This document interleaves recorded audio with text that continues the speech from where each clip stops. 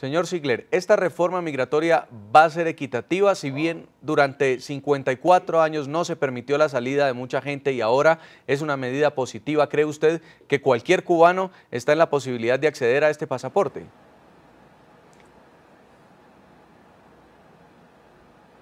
Bueno, como le decía ahorita, que el artículo 13 de la Carta Universal de los Derechos Humanos recoge que todos los cubanos tienen el derecho de viajar libremente de su país y entrar cuando éste desee.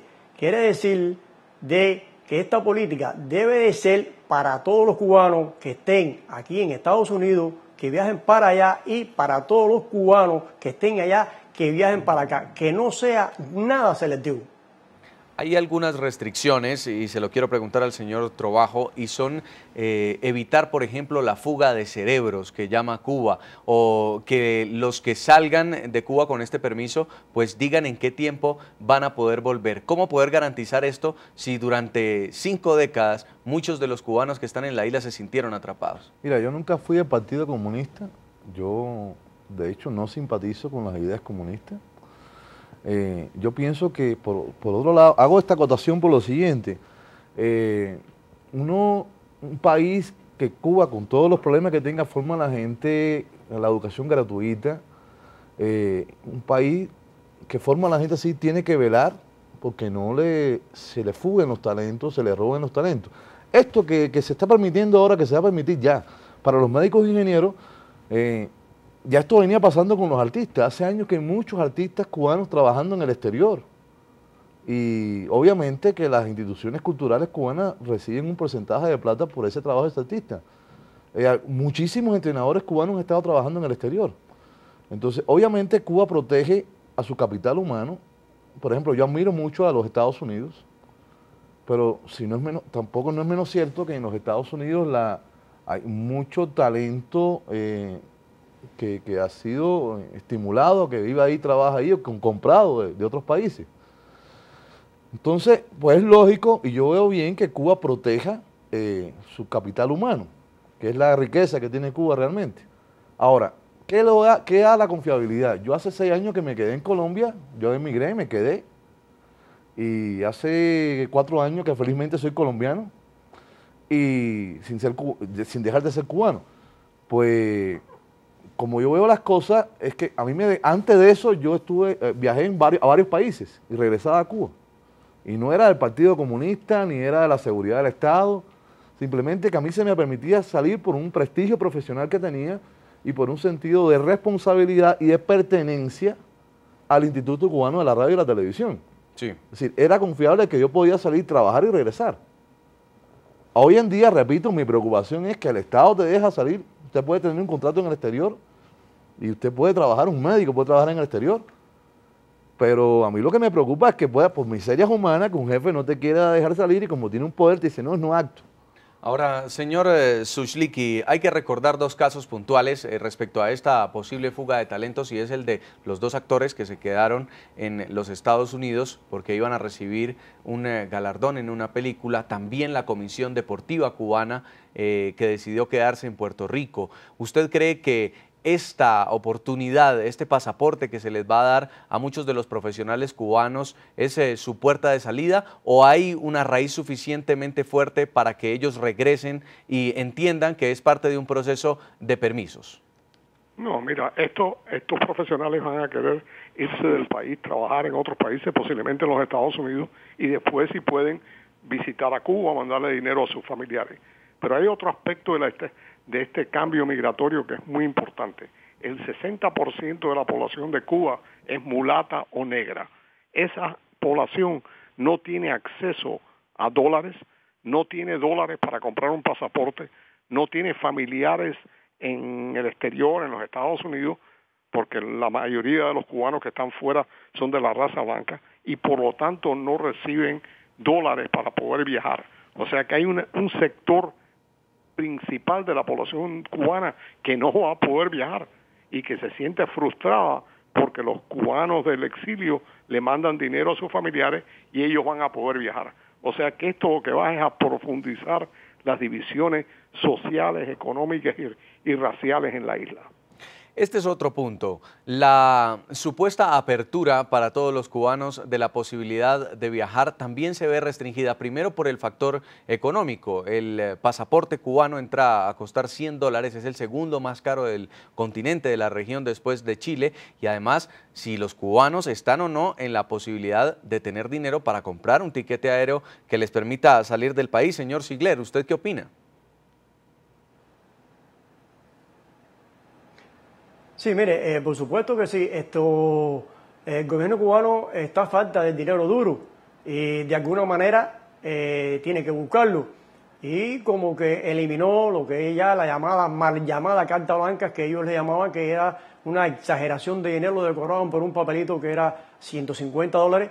Pues bueno, ahora se lo están poniendo al pasaporte, están cobrando $100 por el pasaporte. Todo el mundo no tiene esas posibilidades y por ahí eso es un escape más eso es una entrada más de dinero que el gobierno cubano va a tener, y quién quita que también el pasaje lo pueda subir también en lo sucesivo. El punto clave, las razones a las que obedece la lenta apertura de Cuba al mundo. 23 años después de la caída del muro de Berlín, los hermanos Castro rompen su propio muro, el mismo que le impusieron a través de una dictadura a los cubanos hace 54 años. El fracaso económico y social que podría desencadenar un levantamiento civil parece ser la causa que podría llevar al régimen a esta tímida decisión. El 24 de febrero de 2008, casi 50 años después del inicio de la dictadura castrista, Fidel trasladó el poder a su hermano Raúl, quien prometió un cambio de estilo en el control de los asuntos de la isla. El país tendrá como prioridad satisfacer las necesidades básicas de la población, tanto materiales como espirituales. Y en noviembre de ese año, Barack Obama ganó la presidencia de los Estados Unidos. 3 meses después de posesionarse en la Casa Blanca, el presidente autorizó la primera medida para flexibilizar las relaciones con la isla. El presidente ha dado instrucciones a los secretarios de Estado, Comercio y Tesoro para que pongan en marcha las acciones necesarias para eliminar todas las restricciones a individuos para que puedan visitar a sus familiares en la isla y mandar remesas.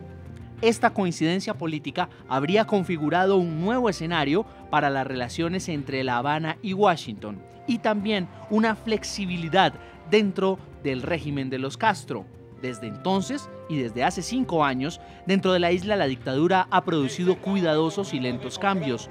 Los cubanos ya pueden acceder a teléfonos celulares, computadores e incluso comprar hasta hornos microondas. En septiembre de 2009, Raúl Castro aprobó el uso de Internet. Antes de esa fecha, solo las instituciones, empresas y un pequeño grupo de intelectuales y científicos tenían acceso a la red mundial de comunicaciones. El segundo cambio en la isla fue la libertad sexual. Cesó la persecución violenta a los homosexuales y la isla ha organizado diversos foros sobre educación, orientación y terapia sexual, dirigidos por Mariela Castro, hija de Raúl. Que incluso hay personas que se sienten muy revolucionarios. El gobierno de Raúl Castro también permitió que los cubanos pudieran establecer pequeños negocios y considerarse propietarios de sus viviendas y vehículos, hecho inédito en el principal bastión comunista de América Latina. La dictadura de los Castro sumó a estos cambios graduales la anunciada reforma migratoria que elimina la llamada tarjeta blanca, documento que expedían las autoridades para poder salir del país previa carta de invitación. La reforma migratoria también autoriza a los inmigrantes poder regresar a la isla. Sin embargo, esta reforma impide la salida del país a los disidentes del régimen, los médicos, los funcionarios de gobierno y los deportistas. Una apertura a medias que al parecer esconde un interés de la dictadura. No pueden salir los médicos, no pueden salir los opositores, no pueden salir las personas que pertenezcan a distintas entidades del gobierno.